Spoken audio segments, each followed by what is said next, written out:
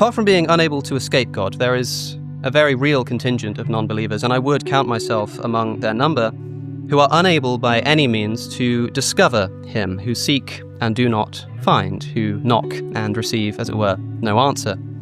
This strange phenomenon is known as the problem of divine hiddenness.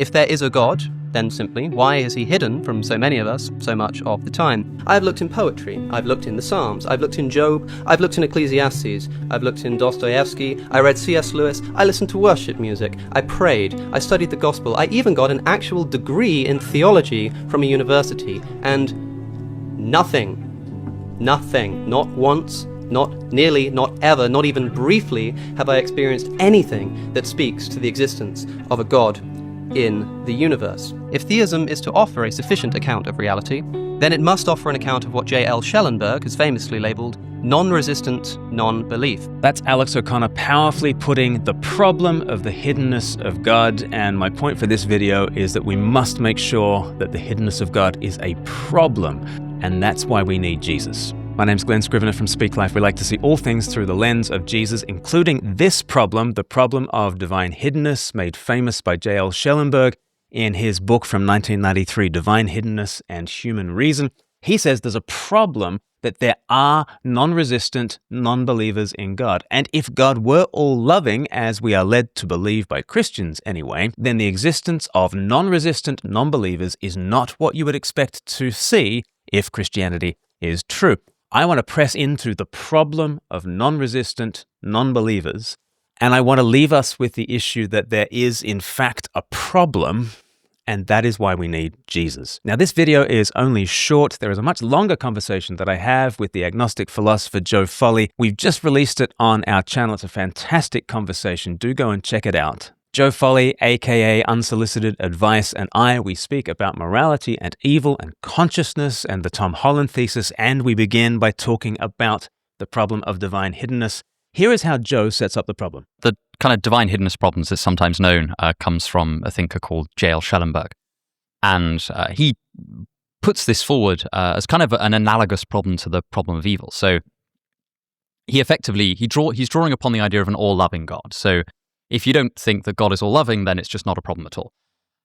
He effectively argues that if God is all-loving and desires a relationship with us, and he would desire a relationship with us were he all-loving, as part of kind of the constituents of being all-loving is desiring a relationship with every being.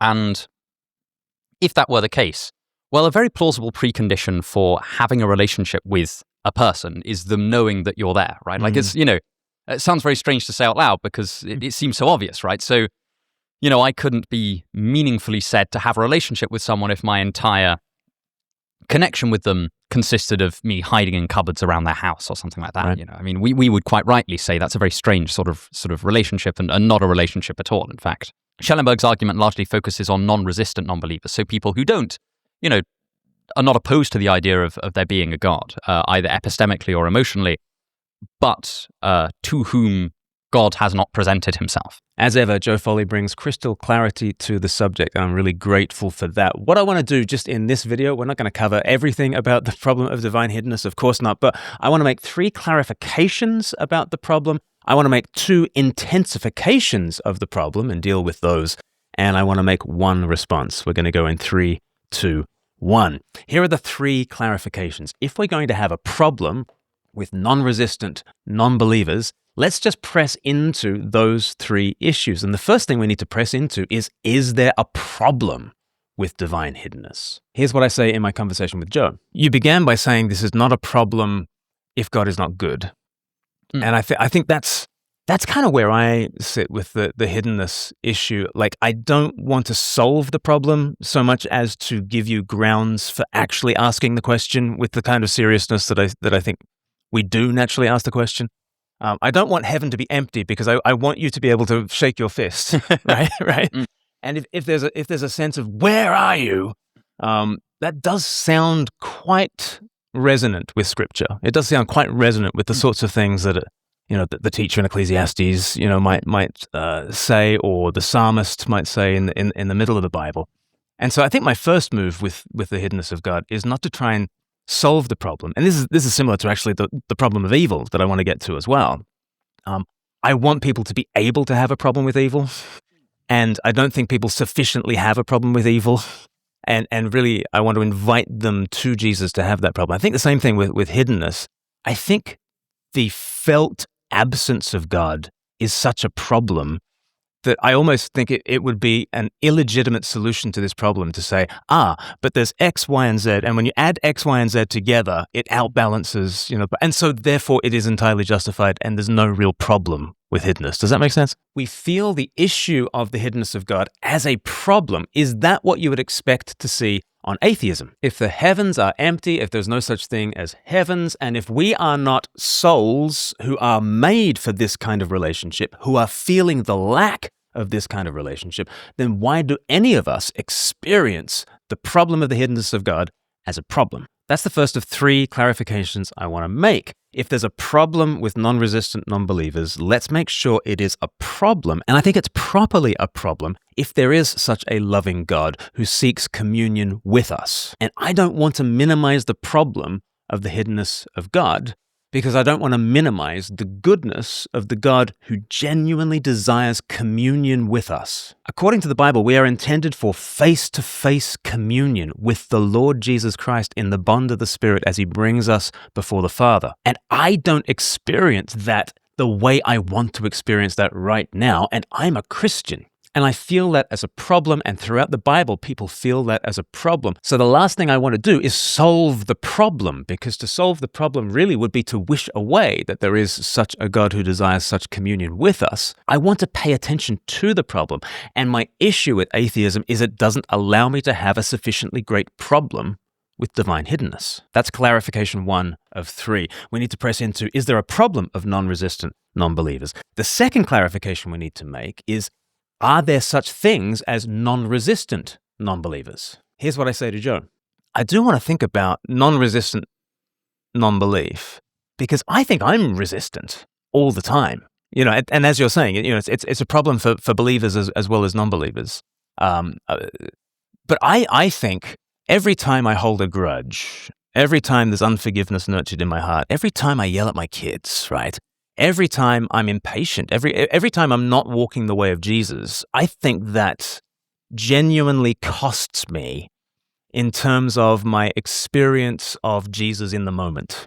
And so if it's possible for me as a paid-up Christian, professional God botherer, if it's possible for my resistance of God costing me certainly a sense of the personal nearness of this God, surely that scales to everybody else. I am continually resisting the way of Jesus with every selfish act, with every proud thought, with every slander, with every arrogance, with every foolish thing I do, with every impatience, with all my lust and anger and greed and self-sufficiency. I have a stubborn, ingrained anti-Christ tendency, actually, that constantly costs me a relationship with God, that constantly costs me a sense of the nearness and a sense of that communion with Jesus by the Spirit. I am not non-resistant. How much less non-resistant is Joe Folley or Alex O'Connor or anyone else out there in the world? In the Christian story, humanity is so resistant to God that when he shows up as love incarnate, spreads his arms to the world, we think, good, and we pin him to that piece of wood so that we can do away with him. That is the decisive revelation of who God is. It's also the decisive revelation of who we are. We are not eager seekers after God. We do what Adam did, which was hide in the garden as God comes walking in the cool of the day. It is God who is always the seeker, us much less so. So that's the second clarification to push into. Is there a problem with divine hiddenness? Are we really non-resistant? And are we non-resistant non-believers? Because I think that belief is something that is baked into our human experience in every waking moment of our lives. Here's what I say to Joe. What do you think Schellenberg would say if I just said to him, you're having an experience of God right now? Or if I say to you, like, what do you think this is? Here we are these lightning strikes of magic meat. I'm a center of personal consciousness. You're a center of personal consciousness. We're having a conversation that uses reason, rhetoric, emotion, all these immaterial kinds of capacities and realities. You bring that alongside the scriptures that say, in God we live and move and have our being. Why isn't this a divine experience? And why isn't this a quite profound and remarkable divine experience? Now, Joe has a really good question at this point. If I live and move and have my being in God, is that really a personal kind of a relationship? That seems like an impersonal thing. But the Christian position is not that God is less personal, it's that we are less personal. If God is like Shakespeare and we are like Hamlet, then Hamlet's incomprehension at Shakespeare is not because Shakespeare is less personal than Hamlet is. Hamlet is less personal than Shakespeare is. But maybe it is the nature of the case that there is something unavoidable about God and something invisible about God, just as it is the nature of the case that there is something unavoidable as well as invisible about Shakespeare to Hamlet. And Hamlet, in a very profound way, is never not having an experience of Shakespeare. And I don't think any human being is never not having an experience of the triune God. Now, is that an experience of close, warm, face-to-face fellowship as a friend with the living God? No. But we'll get to how we can have that close relationship in a minute. Those are the three clarifications. If there's a problem with non-resistant non-believers, let's make sure it's a problem. Let's question whether there are such non-resistant people. And let's also question whether there are non-believers. I think we all are in the realm of belief in every aspect of our lives. We are all having a divine experience right now. Those are the three clarifications. Here are two intensifications of the problem of evil. I was very grateful that Joe brought up this question about the spread of faiths. It's one way of intensifying this problem of divine hiddenness. Let's hear him make the point. And, you can frame the problem in a number of ways, right? So perhaps one of the most striking ways of phrasing this problem is to talk about the geographical spread of different faiths. So one way you could, I think a guy called Stephen Mateson has put it like this more recently, which is that imagine that, we know that for any particular religion, it has noticeable geographical bounds. So you could do this with Islam, you could do this with Christianity, you could do this with particular sects of Christianity, right? So if you're born in Rome, you're much more likely to be a Catholic than if you're born in Moscow or St. Petersburg or Berlin. The faith, even within faiths, is geographically unevenly distributed. And Mateson says, well, it's sort of not, on the face of it, it seems very implausible that people's resistance to God would be so unevenly distributed, right? Like, for instance, people in Sweden have one of the highest rates of non-belief in the world. Do we just think that it is of the constitution of a Swede that they are less likely to be open to a relationship with God? Are they less deserving by virtue of their birth or something like that? That's how Joe Folley talks about the spread of faith. Here is how Alex O'Connor puts that question when he was in debate with the Connectleys. Why is a person's geographical place of birth a statistically reliable indicator of how likely they are to be saved? This is Stephen Mateson's argument. The populace of Connecticut is around 70% Christian, let alone theistic, whereas the populace of Thailand is 95% Buddhist, and therefore at best 5% theistic. I'm told by St. Paul in Romans that, quote, what may be known about God is plain to them, because God has made it plain to them. For since the creation of the world, God's invisible qualities, his eternal power, his divine nature, have been clearly seen, being understood from what has been made, so that people are without excuse. Why then should I expect this God to provide more compelling evidence to those in New England than to those in Southeast Asia? Or are the Thai just orders of magnitude more naturally incredulous? And if so, why? How lucky Cliff and Stuart must feel to reside in a stronghold of the one true religion, given just how much variance there is out in the world. How fortunate that we have access to the true and living God, and so many in the world are left in ignorance. That's the way that Alex frames the issue. Now let's think about this question of the spread of beliefs, because if the spread of beliefs makes a certain worldview more likely than another, well, you can't go past Christianity, actually. Christianity really is the only truly global faith. Islam, 95% of Muslims live in the Middle East, Africa, and South Asia.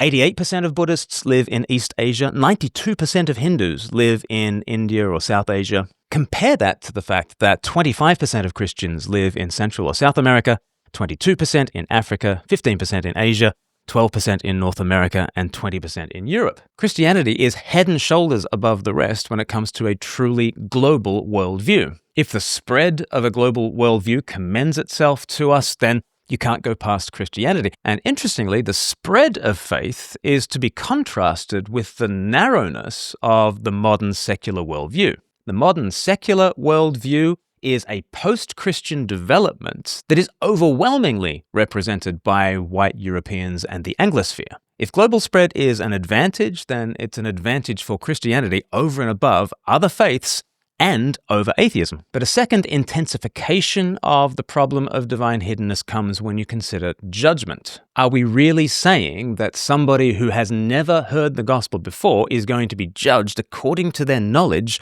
of a specific doctrine called the gospel, and potentially consigned to outer darkness for all eternity when they could have been nothing other than ignorant of that gospel? Now, if that were the case, I do think that would be a significant problem for Christianity. But for me, that is not where I go with my theology. Where I go with my theology is to trust Jesus. And my claim is not to know where people go up or down at the end. My claim is to know the person who makes such a call, and you will not find a more qualified judge than Jesus. The judge who stepped down from the judgment seat into the dock, gave himself the harshest sentence there could ever be in order that no one need ever go to hell. I don't know who goes up and down at the end of all things. I don't claim to know. What I do trust is the person who is making that call. And in the words of Genesis chapter 18, will not the judge of all the earth do what is right? And while we're thinking about judgment, let's think about the alternative to Jesus being the judge.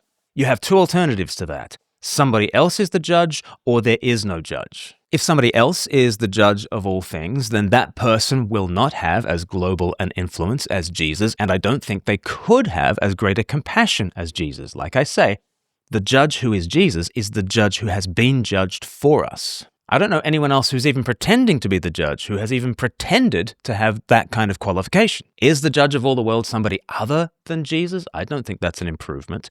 Or is there no judgment at all, in which case the injustices of this world will never be compensated? But if there isn't such a thing as cosmic injustice, why do we feel the injustice? I think injustice and inequalities is a problem, but it's not a problem if there is no judge. So once again, this is not about solving the problem, it's more a case of ensuring that we are naming the problem rightly, and I do think that Jesus enables you to name the problem of injustice rightly, and in Jesus you have a judge you can trust. So we've thought about 3 clarifications, 2 intensifications, and let's think about one kind of response we can make to this problem of divine hiddenness. Soren Kierkegaard wrote the parable of the king and the pauper as a way of making sense of the hiddenness of God, as a way of him approaching us. Because the Christian story is that God is like Shakespeare, we are like Hamlet, but then God writes himself into the story as though William Shakespeare becomes a character in Denmark in order to